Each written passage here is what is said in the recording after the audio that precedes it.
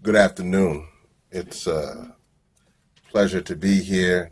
My name is Reverend Lennox Yearwood. I am the president of the Hip Hop Caucus, and I want to thank the National Leaders Campaign Against Torture and my dear friends from ACLU and others. It's an honor to be with you. The Hip Hop Caucus, as you should know, we've been working on the issue of torture for quite some time with our friends from Amnesty and others. And I want to thank one of our artists, Yassine Bey, more known as Most Def, who recently actually demonstrated what it meant to be force-fed. If you have not seen that video, I would recommend you seeing that video.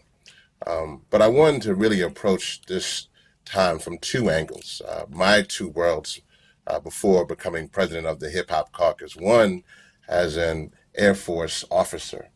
That's what I did before becoming the president of the Hip Hop Caucus. And I was stationed not too far from here at Bowling Air Force Base. As a chaplain, my job was to be there at Arlington Cemetery. And so being there and seeing those and doing those funerals, you would see the hurt and the anger of the parents who would be there seeing their sons and daughters come home in body bags and being laid to rest from war.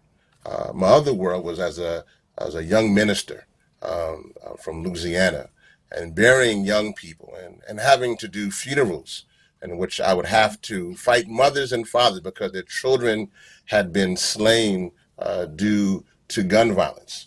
So I've been around victims, and I've been around folks who have been very angry because they have lost. But the one thing that I know from this process is that as a former officer in the Air Force and as a current and minister from working in the streets, that anger could corrupt, and that anger can taint. And if we allow for our country that I stood for, and I pledge my allegiance to solitary confined 80,000 people, adults and children.